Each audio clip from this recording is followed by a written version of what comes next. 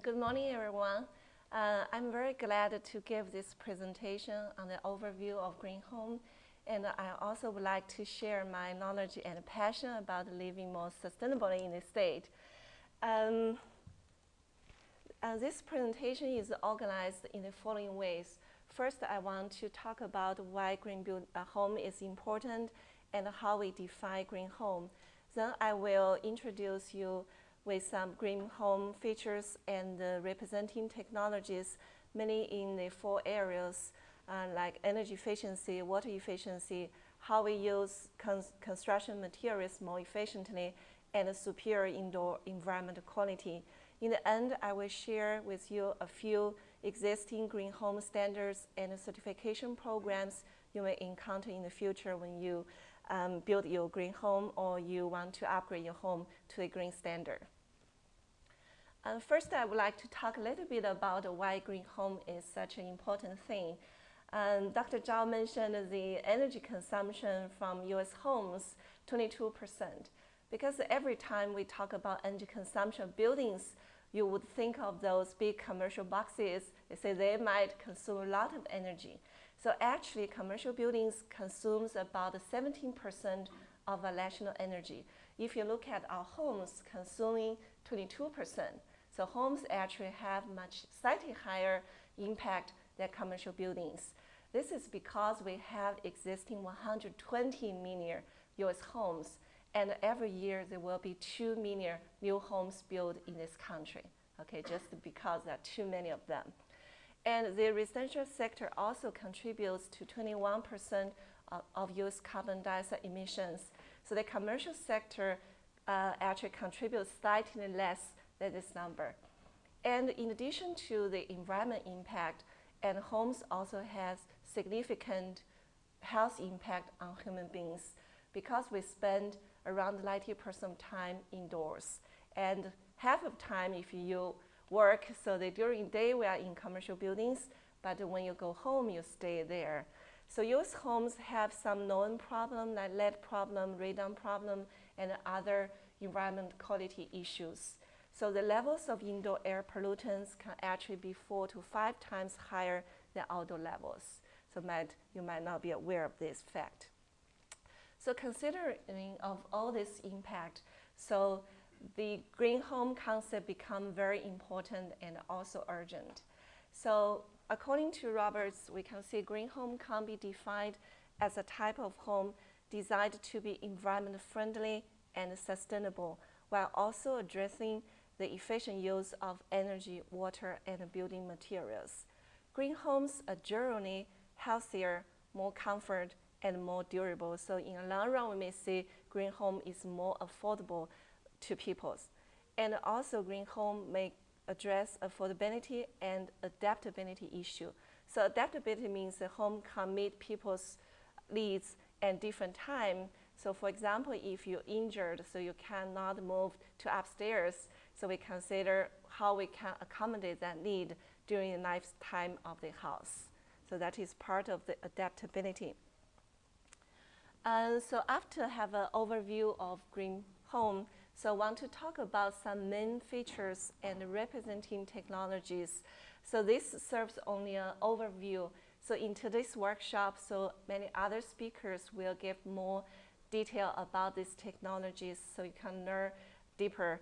So here I just want to talk about these main features, so which is a more comprehensive approach to green home. So the first and most important feature is high energy efficiency of green home. So first we look at how energy is used in existing homes. So we rank them in different end use categories. So the highest end use category is space heating, and this depends on the location of your home. So if you're in the very cold climate, so your heating energy will be much more than cooling energy. And the second is the water heating. So when we heat water for taking showers and many other uses, so we use a lot of energy, like 17%. And the third category is about the air conditioning. So I think that depends on the location. So in general, if you add heating and cooling together, so that's 53% according to the data from US Department of Energy. And another category, you can see 25%, so that is collectively include home appliances, electronic equipment, and lighting. Okay, so the electronic equipment and some home appliances, smaller one, we called plug-in node. So you plug those equipment on the electric outlet, which will draw power from your system. So after have this basic understanding, so we have some kind of idea, so where we want to make our energy conservation more efficiently and what will be our focus area. So in the following, I just talk of a few focal areas in energy conservation. So the first and most important thing I want to talk about is passive solar design. So this is the most cost-effective energy efficiency measures. So we try to use the location and site of the building to reduce a home's profile. So we try to reduce the heat gain during summertime and heat loss during the winter time. So we actually need less air conditioning and heating for your house. So we also utilize a lot of factors like the orientation of the house, the massing window area, the ventilation paths, your roof area. So a lot of things we can utilize to do the passive solar design. So the main purpose is to reduce energy profile. So we reduce the need on heating and cooling, ventilation, etc. And the second thing, so after we perfectly orient our house and pay a lot of attention to the details of housing design, we also want to build a high performance building envelope. And so the building envelope is very important because it is an interface that you have heat gain or heat loss for your house. So during winter time, if you stand closer to a window, you can realize the surface is very cold because heat is losing out of your home. So the high performance building envelope includes two factors. The first is insulation. We want to have a well insulated home. The second is air tightness. We want to reduce the air leakage out of your home. So this is two things we want to make sure. So in terms of air leakage problem, I want to show you through the top pictures. Let me see. Is this one? Okay. So the top picture, you can see our home is really leaky.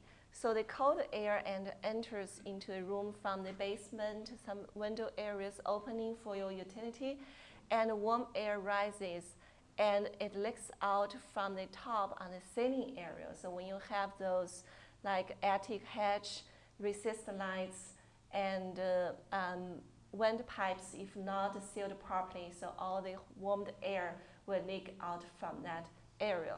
And down here, the pie chart actually shows where we will see most frequent leakages happens. So normally during energy audit process, people will perform a blow door test to show where the leakage are and quantify how leaky your home is. So this is a very important stage to make sure we do not lose energy through the building envelope.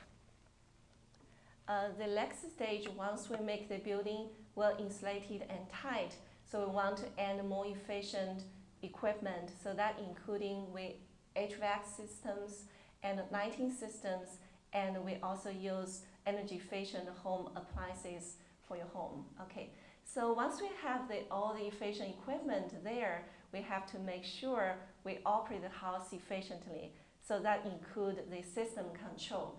So we control the temperature setting of your home. We also consider whether we need to operate on a setback schedule so we are not in home during day, so whether we lower the temperature setting during the winter time, or we can raise the air conditioning temperature setting a little bit higher when we are not home during the summertime.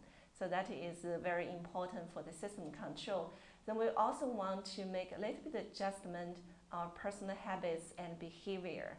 So what the temperature we feel okay? Do we turn off all the lights while not at home? So how we control our plug-in node so that on our electric outlet. So these are all the questions we may ask ourselves. And the thing I show here, you see this diagram shows a smart switch or smart strip. So these are some technologies which is normally affordable. So while we remember to turn off the lights, sometimes you say, oh, that may not be reliable. Sometimes we really forget. So if we have some technology, we can organize all the plugins to the power strip. So there will be a control spot. So once you turn off your TV, so all the other connected equipment will be turned off automatically. So that actually increases the reliability. So we can save a little bit more energy by doing that. So remember, all the plug-in equipment devices actually consume 10 to 20% of electricity in your home. Okay. So once we consider all the energy conservation measures, now we can move to renewable energy sources. So we always start with more cost-effective options. So far the solar heating and cooling and solar hot water is more cost-effective compared to solar PV. So if you ever consider, I want to be more aggressive on energy conservation, I want to reduce my energy consumption, I want to cut down my dependence on power grid, then think about the move to the renewable energy, but start with more cost-effective one. Okay, so that's my suggestion. So after talk about energy efficiency, we move to water efficiency. So water is a precious resource. So water now has the problems like you might hear from news, like certain area in this state, they have safety issues about drinking water. And in many parts of the world, so water shortage actually occurs. So water is a very precious resource. We have to remember that. So when we look at how US people use water, so our water consumption level is not sustainable. So on average, American people use around 100 gallons of water per day. So compared to the number recommended by US Agency for International Development, which is 26.4 gallons. So using such a water, you can actually reach a good quality of life. So our consumption level is 4 times the minimum level we require. Okay, and the buildings, including residential and commercial buildings, actually accounting for 13.6% fresh water consumption. So this much water enter into the building, you think how we use them. So a numbing factor here is we use a lot of such treated potable water to flush our toilet. Okay, so US buildings use 5 billion gallons of potable water to flush toilets. And this much water, if we use as drinking water, can actually provide for the entire world's population. Okay, so it's a huge amount. And before we think about how to conserve water in home, so we first try to understand how we use water in US homes. So from the pie chart on the right, you can see, so we only use 9% of potable water entering into our house for drinking and cooking, so which is the most critical need of human beings. Then we use 29% for toilet, shower, so we have to take shower, so for sanitary purpose, that is okay. Then we use 16% for laundry and dishwasher, and 46% for watering our lawns and gardens. Okay, so we have some idea where we might want to cut first, probably irrigation, outdoors. Then we move to indoors, we can still save some, right? Okay, so if we use water conservation technology in our home, we may be able to save at least 60% of such water, right? Okay. And some uncommon water conservation measures. So we can replace our plumbing fixture with no flow and ultra low flow models. So go for ultra low flow models. Sometimes we may feel some problem, like you take shower, the water is really small, right? Dripping, you say, I feel a little bit cold during winter time, so that might be truth. But low flow fixture is totally okay. So I'm trying that at my home. I didn't feel any uncomfortable. Okay, so low flow fixture would be fine. And efficient use of appliances, like use a washing machine with full load, right? So when you load your dishwashers, make sure you have all the dishes there, so it's full load, so before you wash. And keep some good personal habits. So if you have kids at home, remind them, take shorter showers. So grandma always standing outside the door, say, have you finished? Right, because they just like enjoying that warm water there. And cut down the irrigation water use by using sustainable landscape practices. So when I water my lawn, right, so the timing is important. And how I plant my species, do I use native species? The density of your plants works if you don't have bare soil exposed, so you reduce the water evaporation. So if you have big trees, you can shade your lawn, so that reduces evaporation. If you can organize your microclimate, create a little bit of wind along your property, so that also helps because the temperature is slightly lower. So there are many different ways we can have a sustainable landscape practices. And for resources, we have the EPA Water Sense program. They have water sense labeled products. You can check there if you consider buying something. So you can see if I want to buy a no-flow toilet, so what are the brands available, how much water they consume. And they also have a water budget tool, so that gives you a little bit idea about landscape design.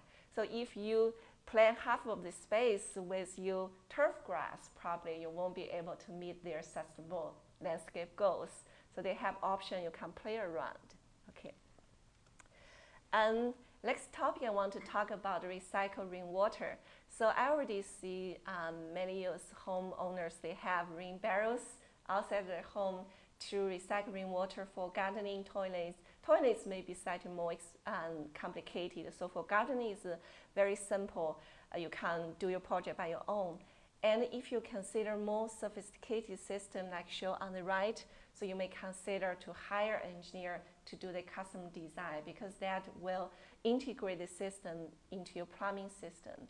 So collecting rainwater has been a subject cause a lot of attention because in some jurisdictions they say it is illegal to collect rainwater from your roof because there are ranchers, farmers, water agency, they buy the right to the waterways. So you should allow your water freely flow on the ground and get into streams and creeks. Okay, but in many other jurisdictions, now also the trend, they will allow the rainwater collection. Okay, we see that really actually encourages things. And in Ohio, many places, it is allowed. And for Dublin area, I checked the website, they say you're allowed to use rain barrel, but they don't want to use big tank buried underground. So every jurisdiction do have some requirement we have to pay attention to. And next topic, I will talk a little bit about sustainable material and resource efficiency. So we use a lot of building materials for construction. So extraction, processing, transportation then needs energy and may produce pollution. And also this material when installed in a home may have some health impact. Okay.